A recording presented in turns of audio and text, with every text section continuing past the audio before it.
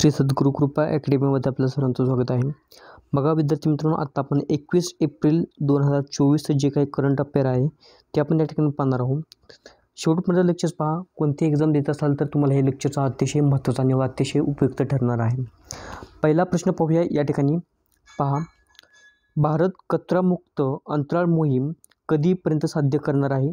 तर 2030 पर्यंत आपण कचरामुक्त अंतराळ काय करणार आहोत, साध्य करणार आहोत. विद्यार्थी मित्रांनो, जे काही स्पेसमध्ये बघा संशोधन करण्यासाठी आपण काही केलेलं असतं, काही अंतराळ मोहीम सुरू केलेले असतात, बरोबर. आणि यामध्ये काय असतं की काही अंतरिक्ष यान आहे आपले, ते अशा एका ऑर्बिटच्या भोवती फिरत असतात, बरोबर. तर त्यांचा एक कार्यकाळ ठरलेला असतो, 50 वर्ष 60 वर्ष जे काय असेल ते, 10 वर्ष 5 वर्ष. म्हणजे त्यांचं एकदा वर्किंग आपलं एम जे आहे, गोल्स जे आहे ते कंप्लीट झाल्यानंतर आपण काय करतो, ते मिशनपासून साईडला होत असतो, बरोबर. आणि ते एका ऑर्बिटच्या भोवती ॲटोमॅटिकली ते काय असतात, तसे फिरत राहत असतात. अशा प्रकारे प्रत्येकाचे भरपूर असे अंतरिक्षमध्ये काय आहेत, अंतराळ यान आहेत जे बिनकामाचे आहेत सध्याच्या कंडिशनला. तर ते प्रत्येकाने आपापल्या देशामध्ये पुन्हा रिटर्न घेण्याचं कार्य म्हणजेच काय आहे, अंतराळ मोहीम कचरामुक्त करायची आहे. तर यालाच काय म्हटलं जातं, कचरामुक्त अंतराळ मोहीम कधीपर्यंत साध्य करायची आहे? तर 2030 पर्यंत असे साध्य करायचे आहे. या ठिकाणी पहा, सध्या भारताचे एकूण 54 अंतराळ यान आणि अनेक अकार्यक्षम हे वस्तू आहेत. इस्रोचे अध्यक्ष एस सोमनाथ आहेत, हे पण लक्षात ठेवा. आशियाई कुस्ती चॅम्पियनशिप 2024 भारताने किती पदक जिंकलेले आहेत? एकूण 9 पदक जिंकलेले आहेत. पर्याय क्रमांक डी. आयोजित कुठे करण्यात आलेला होता? किर्गिस्तान या ठिकाणी. भारताने एकूण 4 रौप्य आणि 5 कांस्य अशा प्रकारे एकूण 9 पदक जिंकलेले आहेत.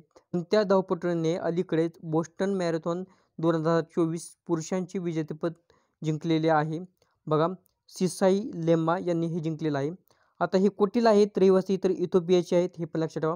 आता हे जे काही बोस्टन मॅरेथॉन आहे त्याची जी काही लांबी आहे ती किती असते? 42.195 किलोमीटर त्यांना धावायचं असतं. आता सिसाई लेमा यांनी किती वेळामध्ये ही पार केलेली आहे? तर 2 तास 6 मिनिट 17 सेकंदामध्ये पार केलेलं आहे.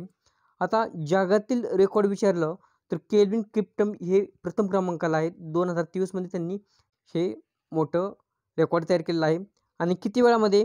तर 2 तासामध्ये आणि 35 सेकंदामध्ये त्यांनी हे रेकॉर्ड पूर्ण केलेलं आहे. बोस्टन मॅरेथॉन 2024 महिला विजेती कोण विचारले तर हेलन ओबेरी आहेत. याच्यामध्ये पर्याय क्रमांक 2 सुद्धा या ठिकाणी त्यासाठी दिलेला आहे. अलीकडेच टॉगोर ऑन द पद्मा बोटचे आयोजन कुठे करण्यात आलेलं आहे? बांगलादेश या ठिकाणी करण्यात आलेलं आहे. आता बांगलादेशचे जे काही लेटेस्ट पॉईंट आहेत ते आपण या ठिकाणी 2024 लेटेस्टमधले पॉईंट आपण या ठिकाणी रिव्हिजन करूया. बांगलादेशने अंडर-19 कप विजेतेपद मिळवलेलं आहे. बांगलादेशात 2 दिवसीय नजरुल उत्सव सुरू झालेला आहे. भारत आणि बांगलादेशच्या नौदलाने बोंगो सागर 23 आयोजन केलेलं आहे. खासी स्वतंत्र सैनिक यू तिरोट सिंग यांच्या पुतळ्याचे ढाका येथे अनावरण करण्यात आलेलं आहे. DRDOने स्थापन केलेल्या भारतीय नौदलासाठी स्पेस या मूल्यमापन केंद्राचे नुकतेच कोठे उद्घाटन करण्यात आलेलं आहे?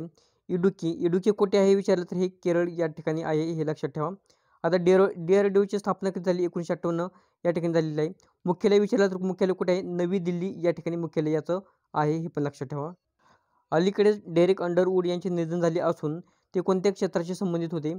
क्रिकेट या खेळाशी त्यांचा संबंध होता. अलीकडेच DRDOने निर्भय ITCM क्रूज मिसाईलचे परीक्षण कुठे करण्यात आलेलं आहे? ओडिसा या ठिकाणी याचं परीक्षण करण्यात आलेलं आहे.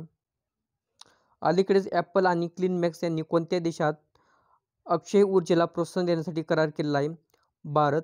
बघा विद्यार्थी मित्रांनो, भारताच्या बाबतीमध्ये जे महत्त्वाचे घडामोडी आहेत लेटेस्ट 2024 सर्व इम्पॉर्टन्स पॉईंट्स आपण या ठिकाणी पाहूया. भारत हा आशियातील परकीय निधीचा सर्वात मोठा आकर्षित करणारा देश ठरलेला आहे. भारत जगातील दुसरा सर्वात मोठा मोबाईल फोन उत्पादक देश बनलेला आहे. भारतीय शास्त्रज्ञांनी केळीच्या सालापासून इको-फ्रेंडली ड्रेसिंग बनवलेलं आहे. भारतातील पहिला महिला रोबोट व्योममित्र अंतराळात उड्डाण करणार आहे. हेल्दी पासपोर्ट इंडेक्स या ठिकाणी हेनली आहे. हेनली पासपोर्ट इंडेक्स 2024 भारतीय पासपोर्ट 85व्या क्रमांकावर आहे. डेन्मार्कने भारतात ग्रीन इंधन अलायन्स सुरू केलेला आहे. महत्त्वाचे सर्व पॉईंट आहेत या ठिकाणी. अलीकडेच UNFPAने भारताची लोकसंख्या किती वर्षात दुप्पट होईल असा अंदाज वर्तवलेला आहे?